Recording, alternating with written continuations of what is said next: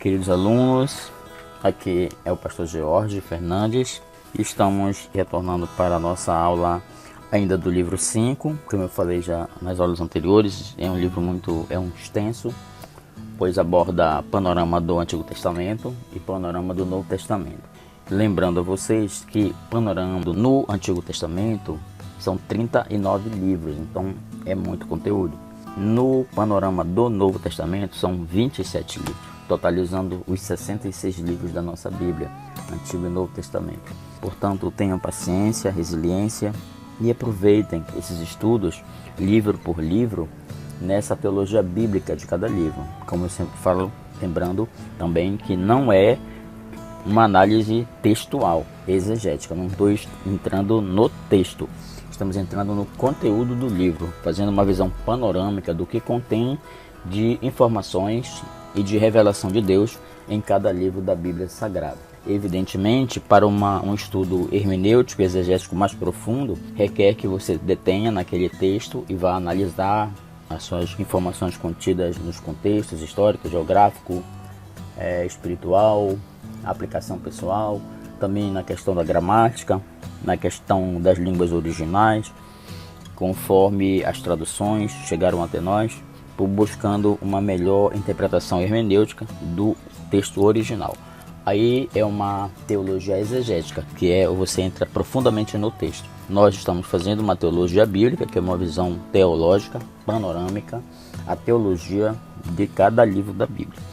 Então continue nessa fé, perseverem e vamos à frente. Agora, essa aula, vamos continuando os livros dos profetas menores, lembrando o nosso livro 5, disciplina Panorama do Antigo Testamento, o livro do profeta Joel, que está na categoria dos livros proféticos dos profetas menores.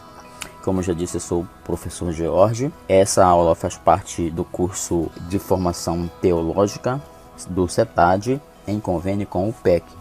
O CETAD é o Seminário Teológico da Assembleia de Deus de Belém, da Igreja Mãe, e o PEC é o Programa de Educação Cristã Continuada, que é a editora quem produz os livros e as revistas da Escola Bíblica Dominical e auxilia no Departamento de Educação da Igreja Mãe em Belém do Pará. Então vamos entrar agora nessa visão panorâmica do livro do profeta Joel. Para nós nos situarmos no nosso livro de referência, no nosso livro texto, nós estamos aqui no nosso livro texto com, evidentemente, um texto bem resumido. Então nós vamos ampliando um pouco nessas aulas, nesses podcasts, nessas aulas gravadas. Para sua referência de acompanhar a leitura, esse livro de Joel está na página 58 do nosso livro texto, livro de panorama do Antigo Testamento e panorama do Novo Testamento. Segundo a teologia bíblica, o autor do livro de Joel é o próprio Joel. O nome Joel significa literalmente Jeová é Deus. Este é um nome muito comum em Israel. E Joel, o profeta, ele é especificado na Bíblia como filho de Betuel. Nada é conhecido a respeito dele ou das circunstâncias de sua vida.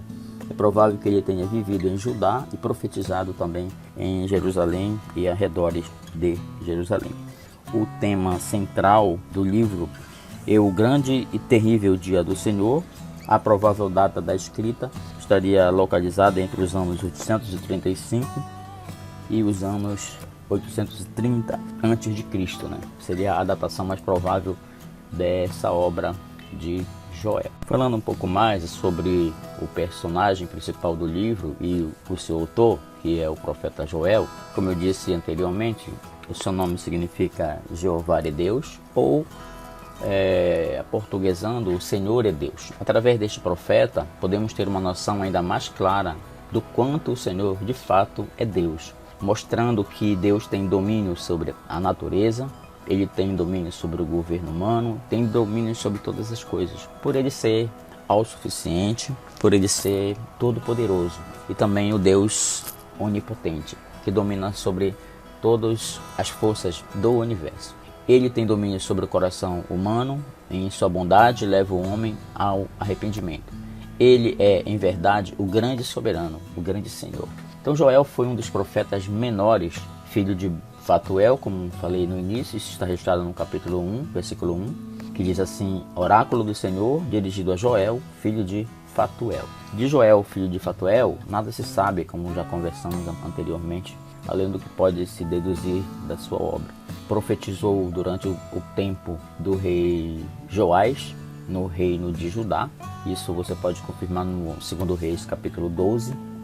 O profeta exerceu seu ministério em Jerusalém e foi um homem profundamente conhecedor do mundo rural, embora se suponha que não fosse de origem camponesa. De fato, a sua qualidade poética, o conhecimento profundo dos profetas anteriores e a maneira como trata a própria língua situam-se num ambiente cultural muito elevado, observando os aspectos literários da obra. Por isso, podemos afirmar que ele, apesar de pregar e viver em um ambiente rural, ele tinha uma formação erudita e numa condição fazendo mais belos textos dos profetas menores. Algumas considerações preliminares sobre essa obra. Joel identifica-se na sua obra, dá um pouco das características da sua vida, suas numerosas referências a Sião e ao ministério do templo indicam que ele era profeta em Judá e em Jerusalém. E sua familiaridade com os sacerdotes sugere ter sido ele um profeta sacerdotal. Você pode conferir isso em Jeremias 28, de 1 a 5. E que proclamou a verdadeira palavra do Senhor naquele ambiente que vivia. Levando-se em conta que Joel não menciona nenhum rei ou evento histórico, não se pode determinar o período do seu ministério. Porém, através de algumas análises em livros paralelos, colocando o profeta Joel dentro dessa cronologia bíblica, nós vamos localizar ele tendo sido talvez profetizado no reinado do rei Joás. Não podemos afirmar absolutamente concreto essa informação, porém, por dedução, a gente chega a essa conclusão de estabelecer esse período histórico em que ocorreu o seu ministério. Acredita-se que tenha sido exercido esse ministério depois dos exilados terem voltado a Jerusalém e reedificado o templo. Nessa época não havia rei e os líderes espirituais de maior destaque eram os sacerdotes. Acredita-se ainda que a mensagem de Joel havia sido entregue durante os primeiros dias do jovem rei Joás, como eu já falei, que subiu ao trono de Judá com a idade de 7 anos. Você pode conferir no livro de 2 Reis, capítulo 11. E permaneceu sob orientação do sumo sacerdote Joiada durante toda a sua menoridade. Tal situação explicaria o destaque dos sacerdotes neste livro profético e a ausência de qualquer referência à realeza. O tema de Joel e seu estilo literário identificam-se mais com os profetas do século 8 a.C., como Amós, Miqueias e Isaías, do que com os profetas pós-exílicos, Ageu, Zacarias e Malaquias. Estes e outros fatos favorecem o contexto do século 9 a.C. para o livro de Joel. A ocasião imediata para o livro foi uma invasão de gafanhotos e uma seca severa que, combinadas, devastaram o reino de Judá. A voracidade com que a praga de gafanhotos desnuda todo o verde, em muitos quilômetros quadrados, acha-se mais que patente naquela parte do mundo que, tanto nos tempos de Joel quanto hoje, ocorrem esses fenômenos climáticos e essas pragas nos campos. O propósito de Joel é que falou e escreveu em virtude de duas recentes calamidades naturais da iminência de uma grande assembleia solene. No capítulo 1 e no capítulo 2 ele aborda essas questões. Exorta também o povo a arrepender-se e a voltar-se humildemente ao Senhor Deus com jejuns, choro, pesar e clamor por sua misericórdia. Também um dos objetivos desse livro é registrar a palavra profética ao seu povo por ocasião do seu sincero arrependimento, que também está registrado nos capítulos 2 e 3. O livro ele tem 3 seções definidas na sua estrutura, divide-se na seção 1, 2 e 3. Na primeira seção, que vai do capítulo 1, do versículo 2 até o versículo 20, descreve a devastação de Judá, ocasionado por uma grande praga de gafanhotos que arrancou as folhagens das vinhas, árvores e todo o campo foi destruído, reduzindo o povo a uma indescritível penúria naquela ocasião. Em meio à calamidade, o profeta conclama os líderes espirituais de Judá a guiar a nação ao arrependimento, no capítulo 1. A seção 2, que está no capítulo 2, a partir do versículo 1 até o 17, ele registra a iminência de um juízo divino ainda maior vindo do norte, na forma de outra praga de gafanhotos, descrita metaforicamente como um exército de destruidores, ou uma invasão militar, literalmente. Poderia ter esses dois significados essa profecia. De novo, o profeta soa a trombeta espiritual de Sião, conclamando grande assembleia solene para que os sacerdotes e todo o povo busquem sinceramente a misericórdia divina, para com arrependimento, jejuns, clamores, ocorra um genuíno quebrantamento diante do Senhor.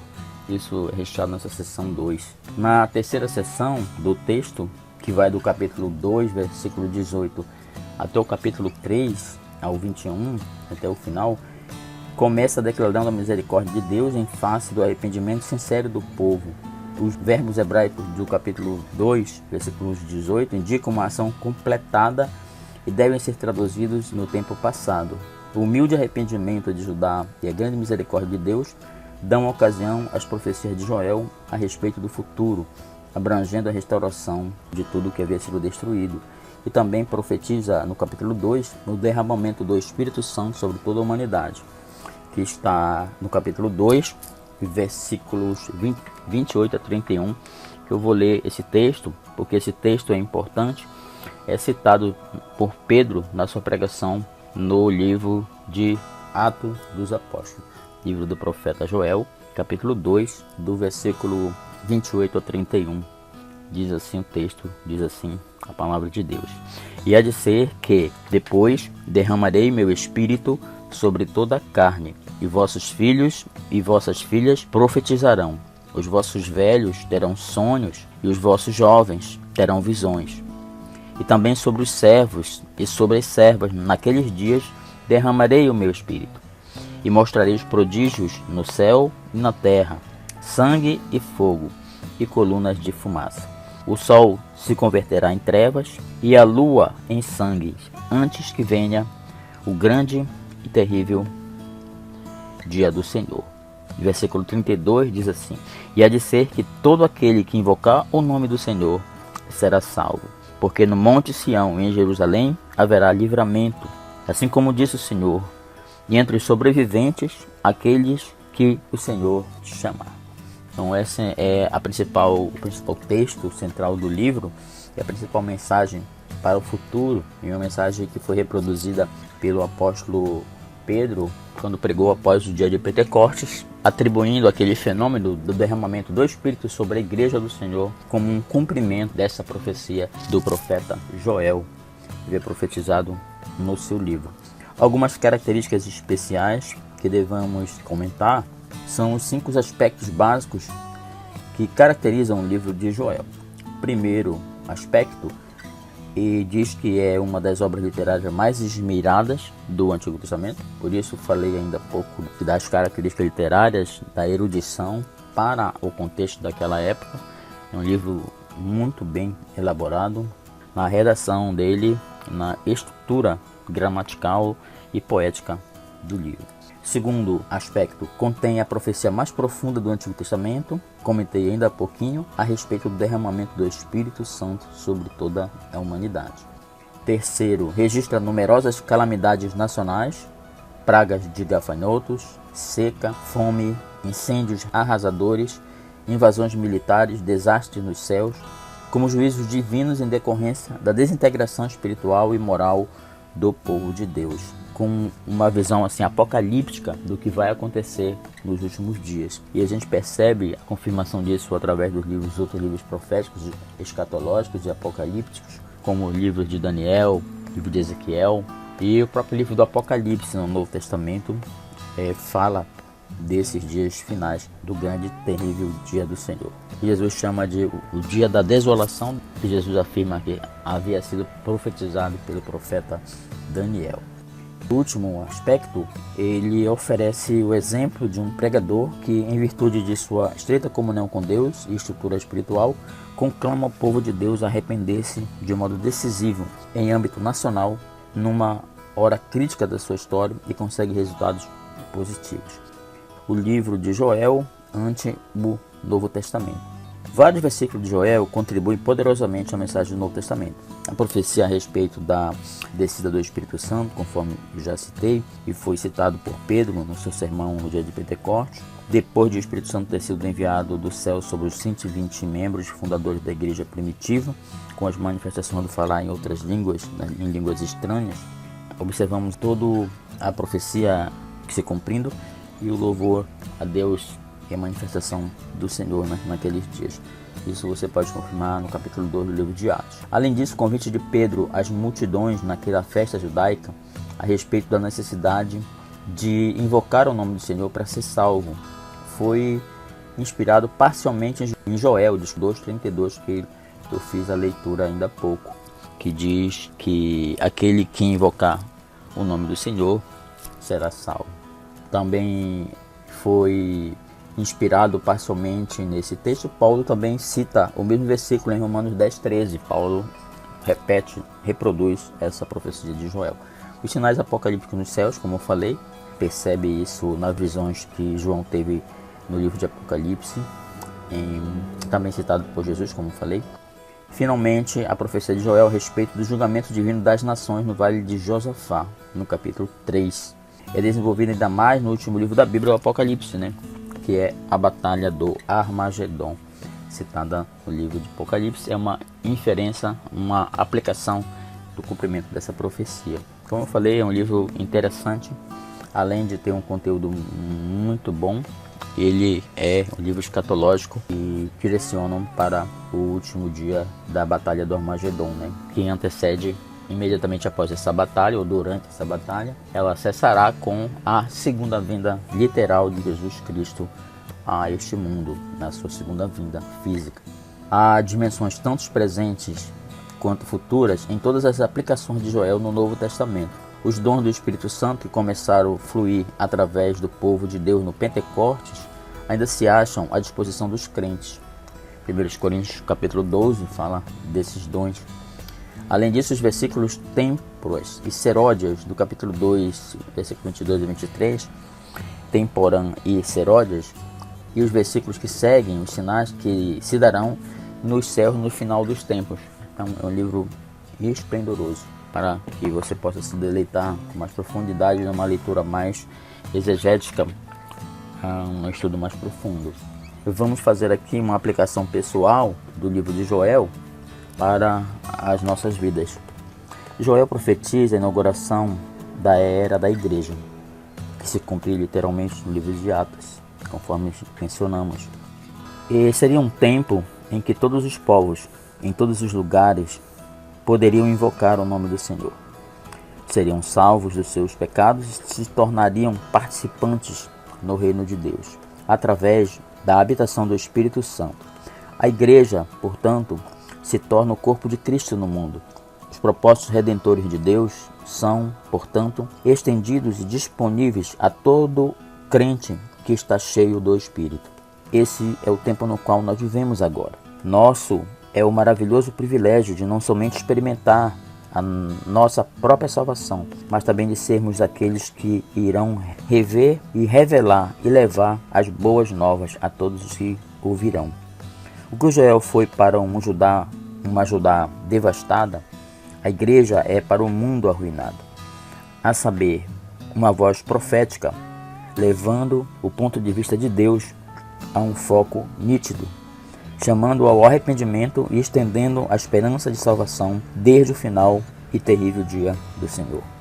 A mensagem de Joel é clara e concisa, que se resume nisso. Se você acha que a praga da locustra dos gafanhotos é má, espere até que você veja o julgamento final do Senhor, até que você veja o que vai acontecer no futuro, que é registrado no livro de Apocalipse. E Joel chama isso de o grande e terrível dia do Senhor. Mas, como todo verdadeiro profeta de Deus, Joel não para na predição do dia do juízo final.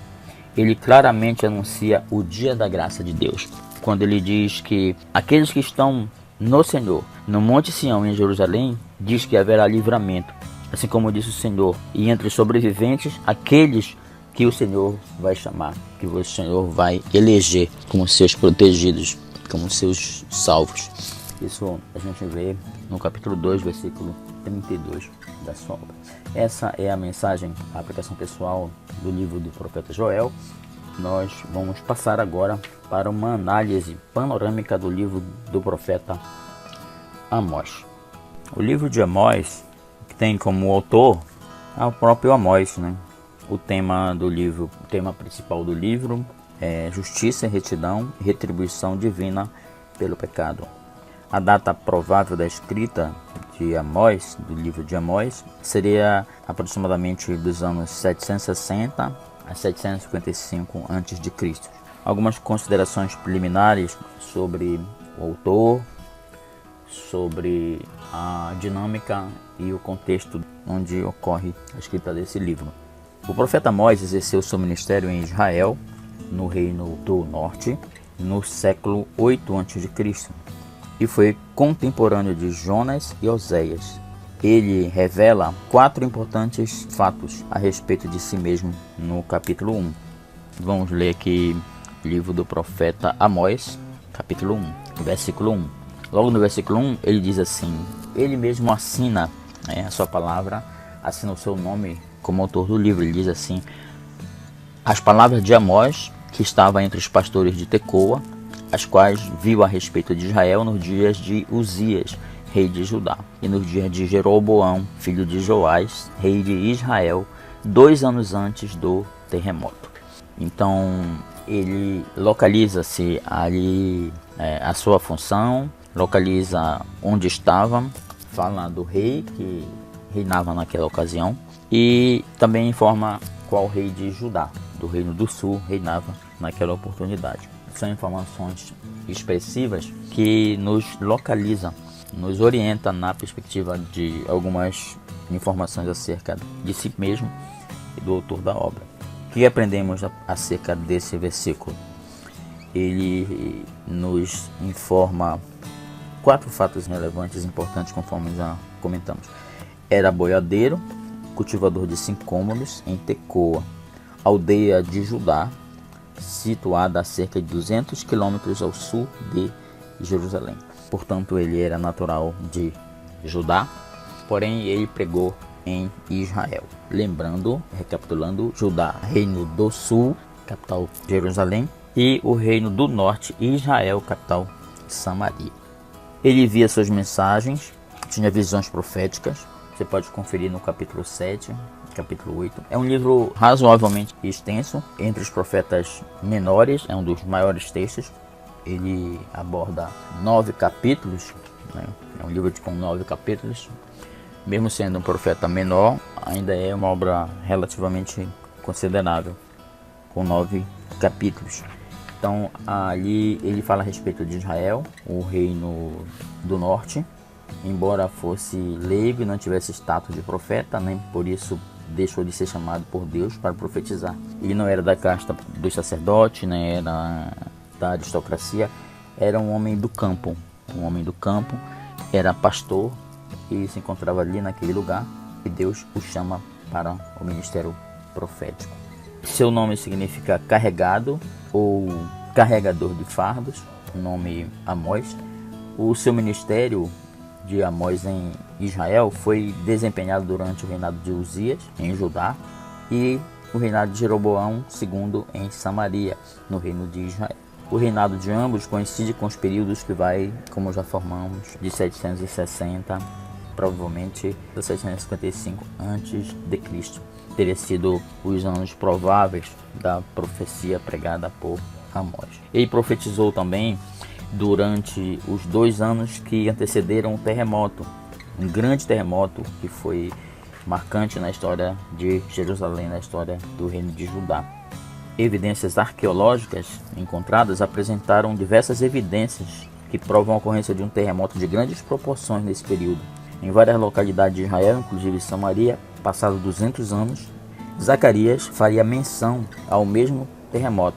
No livro de Zacarias, capítulo 14, versículo 5, comenta desse terremoto que havia ocorrido na época de Amós. Ou seja, Amós profetizou 200 anos antes de Zacarias. Zacarias foi um dos últimos profetas do Antigo Testamento. fornecendo-nos mais um indício da enormidade catástrofe que foi aquele terremoto naquela época. A referência ao cataclismo por Amós do referido terremoto sugere que o profeta o considerava uma confirmação de sua mensagem e ministério profético em Israel. Isso você pode conferir no capítulo 9, versículo 1 do livro de Amós. Durante o ministério de Amós, o Reino do Norte achava-se em seu apogeu quanto à expansão territorial.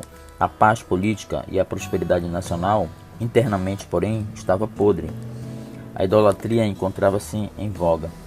A sociedade da época em Israel, o Reino do Norte, esbanjava-se à procura dos prazeres. A hipocrisia e a imoralidade estavam latentes naquela ocasião. O sistema judiciário havia se corrompido cada vez mais e a opressão aos pobres tornara-se comum naquela situação. Obedecendo então o chamado e a vocação de Deus, o Deus de Israel, Amós proclama corajosamente a sua mensagem centrada na justiça, retidão, retribuição divina, mas o povo infelizmente não queria ouvir o que o Senhor tinha a dizer para aquele povo naquela época. Então essa foi uma síntese do ministério de Amós. O propósito dessa profecia de Amós fala da prosperidade de Israel. A prosperidade de Israel servia apenas para aprofundar a corrupção da nação. Ao ser enviado a Betel a proclamar a mensagem, arrependam-se e pereçam, Amós é de lá então expulso. Quando ele foi enviado a Betel para proclamar a mensagem, uma mensagem dura, onde ele diz: arrependam-se ou vocês vão morrer, vocês vão perecer. Ele foi expulso da cidade por isso, sendo-lhe expressamente proibido de ali voltar a profetizar. Como diferentemente agiram os ninivitas diante da mensagem de Jonas, parece que pouco depois Amós volta à sua casa em Judá, onde escreve sua mensagem. E seu propósito era esse nítido quando escreveu essa profecia: entregar ao rei Jeroboão II uma versão escrita de suas advertências proféticas, disseminar amplamente em Israel e Judá o oráculo da certeza do iminente juízo divino contra Israel e as nações em derredor, a não ser que estas se arrependessem de sua idolatria, imoralidade e injustiça. A destruição de Israel ocorreria 3 décadas mais tarde. Então Deus havia levantado Amós para profetizar acerca dos pecados do povo, principalmente idolatria, imoralidade, injustiça praticadas, corrupção naquela época, que ele alertava para a destruição de Israel, o Reino do Norte, que aconteceu 3 décadas depois com a invasão dos assírios e a destruição do Reino de Israel, primeiramente do Reino do Norte pela Síria e posteriormente também, anos depois, séculos depois, a destruição do Reino do Sul, de Judá, pelos babilônios. Nessa profecia de Amós, ele já alerta os 2 reinos, do Norte e do Sul, acerca dessa destruição que viria no futuro. Uma visão panorâmica do livro, ele é dividido em 3 seções: a seção 1 do capítulo 1 e 2, a seção 2 do 3 ao 6, a seção 3 do 5 e 6 e a seção 4 de 7 ao 9. Essa é uma divisão geral do livro de Amós. Do capítulo 1 ao 2, o profeta dirige primeiramente sua mensagem de condenação às 7 nações vizinhas de Israel, inclusive Judá, tendo levado Israel a aceitar prazerosamente o castigo desses povos. Capítulo 1, capítulo 2, fala isso. Amós passa a descrever vividamente os pecados da nação eleita e a punição que lhe estava reservada caso permanecesse em pecado. Essa seção determina o tom da mensagem do livro. A condenação resultará na destruição e exílio da nação israelita, no caso do Reino do Norte, para os assírios. A seção 2, do capítulo 3 ao 6, registra 3 mensagens ousadas, iniciando cada uma delas com a expressão "ouvi estas palavras". No capítulo 3, 4 e 5, ele fala essa frase para o povo. Na primeira, Deus julga Israel como um povo privilegiado a quem ele livrara do Egito, quando ele fala assim no capítulo 2, versículo 2: de todas as famílias da terra, a vós somente conheci, portanto, todas as vossas injustiças visitarei sobre vós. Amós 2, 2. A segunda mensagem começa tratando as mulheres ricas de Israel, chamando elas de vacas de Bazã. Diz assim: que oprimis os pobres, que quebrantais os necessitados, que dizei a seus senhores: dai cá e bebamos. capítulo 2 também ele profetiza isso. Amós profetiza que elas seriam levadas ao cativeiro com anzóis de pesca, como um justo juízo de Deus requereria. Isso no capítulo 4.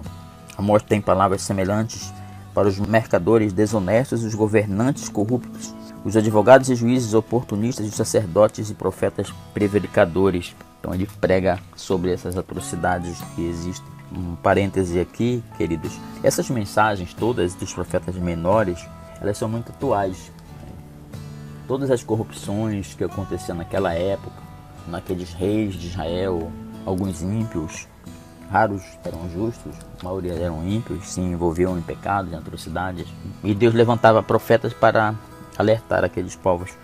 E hoje nós vemos isso como se fosse acontecendo hoje, nos dias de hoje. Todas essas situações e Deus levantando a igreja para pregar sobre essas coisas. E o que nos dói às vezes é que muitas vezes a igreja se corrompe também, né? Como aconteceu naquela época. Porque haviam, assim como havia os profetas que Deus levantava, havia os falsos profetas que profetizavam apenas que os reis queriam que eles falassem. Só as coisas boas. Só eram profecias falsas. Afastavam mais ainda as pessoas dos seus pecados.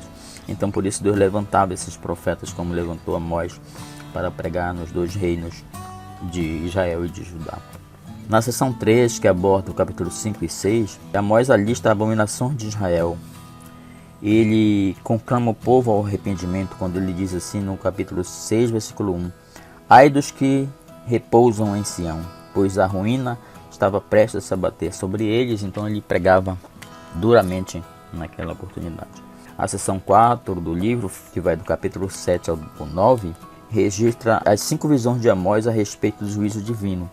Essa quarta visão descreve Israel como um cesto de frutos em franco estado de putrefação, como se Israel, numa metáfora, fosse um cesto de frutas que estava se apodrecendo e iria chegar na ruína final, na destruição. O juízo divino já se fazia arder. No capítulo 8 ele fala: a visão final de Amós mostra Deus em pé ao lado do altar, pronto a ferir Samaria e o reino decadente do qual ela era a grande capital. O livro termina com breve e poderosa promessa da restauração ao remanescente. No capítulo 9, versículos 11 e 15, Deus fala: mesmo após a ruína, Deus tem um poder para restaurar. Essa é a mensagem dos profetas, né? Os profetas que Deus levantou em Israel. Que é a mensagem da palavra de Deus. Quando Jesus fala, através do apóstolo Paulo, que onde há o pecado, superabunda a graça. Onde há muito pecado, há muita graça a ser derramada. Deus está disposto a perdoar e trazer qualquer pessoa, qualquer sociedade, qualquer homem à salvação. Algumas características especiais do livro de Amós. Podemos destacar 6 aspectos básicos que caracterizam Amós. Primeiro, primariamente um grito profético em favor da justiça e da retidão, baseado no caráter de Deus. Enquanto Oséias sentia-se esmagado pela infidelidade de Israel, Amós enfurece-se pela violação dos padrões da justiça e retidão que o Senhor traçara ao seu povo. Segundo aspecto, ilustra o livro vivadamente quão abominável é para Deus a religião quando divorciada de uma conduta ética. Ou seja, havia uma religião hipócrita. Se pregava uma coisa, se adorava uma coisa e a realidade era outra. Terceiro, o livro é uma confrontação radical e vigorosa entre Amós e o sacerdote Amazias. Isso está no capítulo 7, que se tornaria uma cena clássica na profecia hebraica. Eu vou ler aqui esse capítulo. Capítulo 7 diz assim: Então Amazias, o sacerdote de Betel, mandou dizer a Jeroboão, rei de Israel: Amós tem conspirado contra ti no meio da casa de Israel. A terra não poderá sofrer todas as suas palavras. Porque assim está dizendo Amós: Jeroboão morrerá à espada, e Israel certamente será levado para fora da sua terra em cativeiro. Era o que pregava Amós contra o rei Jeroboão de Israel. Depois, continuando o versículo 12, depois Amazias diz a Amós: Vai-te, ó vidente, e foge para a terra de Judá, e ali come pão e ali profetiza. Mas em Betel, daqui por diante, não profetizeis mais, porque é o santuário do rei e casa real. E respondeu Amós, dizendo a Amazias: Eu não sou profeta, nem filho de profeta. mas boiadeiro e cultivador de sicômoros. Mas o Senhor me tirou de seguir o rebanho, e o Senhor me disse: vai, profetiza ao meu povo Israel. Agora, pois, ouve a palavra do Senhor. Tu dizes: não profetizeis contra Israel, nem faleis contra a casa de Isaque. Portanto, assim diz o Senhor: tua mulher se prostituirá na cidade, e teus filhos e tuas filhas cairão à espada, e a tua terra será repartida a cordel, e tu morrerás na terra imunda, e Israel certamente será levado cativo para fora de sua terra. Essa foi a profecia vaticinada por Amós, no capítulo 7, no debate que ele teve com o sacerdote Amazias naquela oportunidade.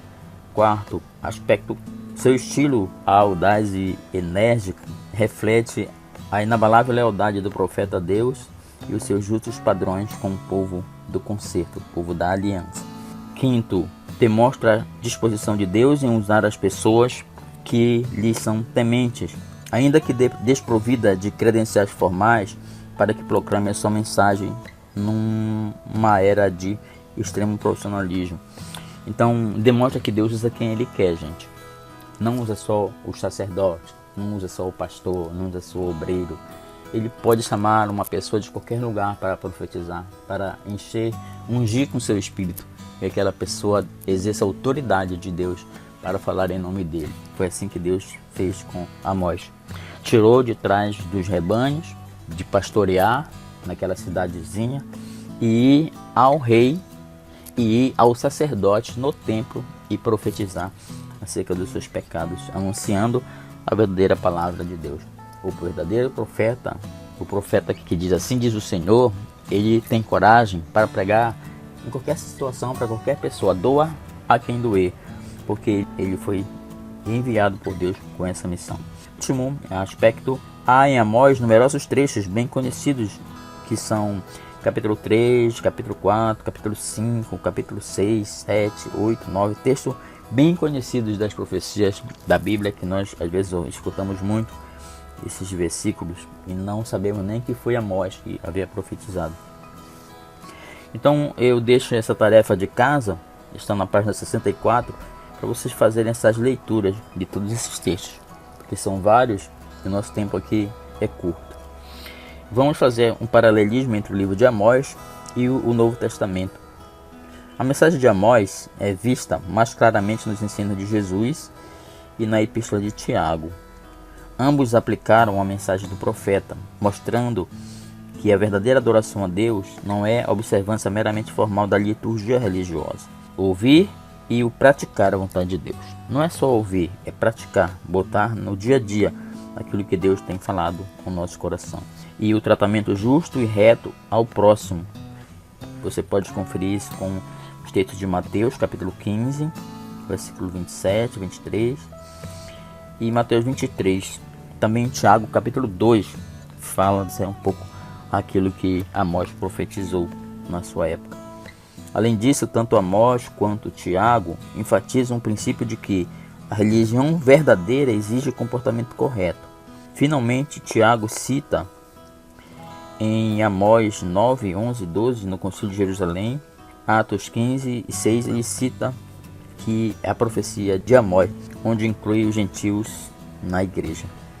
Amós 9, 11 e 12. Vamos ver aqui esse texto que Tiago proferiu durante seu discurso lá no livro de Atos, capítulo 15, no primeiro concílio da igreja em Jerusalém. Tiago, naquela oportunidade, era o líder da igreja de Jerusalém. Capítulo 9, versículos 11 e 12 diz assim: naquele dia tornarei a levar, repetindo só, eu estou lendo o livro de Amós, capítulo 9, versículos 1 e 12, que foi citado por Tiago naquele dia, lá no livro de Atos, no capítulo 15. Diz assim: naquele dia tornarei a levantar o tabernáculo caído de Davi, e repararei as suas brechas, e tornarei a levantar as suas ruínas, e edificarei como nos dias da antiguidade, para que possuam o restante de Edom e todos os gentios que são chamados pelo meu nome, diz o Senhor, que faz estas coisas. Amém? Essa é a mensagem profética. Nós encerramos por aqui essa análise e vamos apenas para fechar de vez esse livro de Amós, A aplicação pessoal para nossas vidas da mensagem do profeta Amós. Diz assim a aplicação pessoal. Amós enfatiza que a retidão e a justiça são essenciais para uma sociedade saudável. Religião é mais do que observar os dias festivos e reunir as assembleias santas. A verdadeira religião exige um viver de retidão. O modo com que uma pessoa trata o seu próximo revela seu relacionamento com Deus. Jesus disse que o maior mandamento é amar a Deus. O segundo é amar o nosso próximo como a nós mesmos. Esta é a mensagem de Amós. Esta é a mensagem de que necessitamos hoje. Nós também estamos vivendo em uma sociedade próspera e materialista. Porque nós somos prósperos, podemos também nos enganar ao crer que temos as bênçãos de Deus sobre nós, por causa só da prosperidade. É aquela questão do ter em vez do ser, né? Muita gente diz que é mais importante é ter do que ser. É muito pregada essa mensagem pela contemporânea teologia da prosperidade, onde o mais importante é você ter. Se você tem muitas coisas é porque Deus está te abençoando. Nem sempre isso é bênção de Deus, a prosperidade. A prosperidade que Deus se refere na Bíblia não é material, é no seu coração. Você é próspero no espírito, mas aquele que se apega às coisas materiais, ele é pobre de espírito. E não é bem-aventurado, ele é pobre de espírito porque ele busca apenas as coisas materiais, não as coisas espirituais. Aí quando você busca a Deus, você se torna bem-aventurado. A tendência de dar a Deus bens materiais e crer que os satisfazemos está sempre conosco. A prosperidade material frequentemente leva à corrupção religiosa e moral. A observação de ritos externos não é o suficiente. Deus exige nossa obediência, uma atitude sincera que esteja pronta para satisfazer as necessidades dos nossos companheiros, de nossos próximos, os seres humanos que nós nos relacionamos, o nosso fiel testemunho que Deus habita em nós, que Deus está em nós para sermos louvor dele, né, para sermos a imagem dele nesse mundo de hoje. Estamos encerrando essa aula de agora, estudamos o profeta Joel, o profeta Amós, e vamos passar daqui a pouquinho para o próximo profeta, o profeta Obadias. Oramos que você possa permanecer nessa mesma comunhão, nessa mesma resiliência, na determinação de prosseguirmos nesses estudos que são muito importantes para nós. Até a próxima aula, daqui a pouquinho a gente volta para falarmos do livro do profeta Obadias. Que Deus os abençoe e que a gente esteja junto em nome de Jesus. Amém.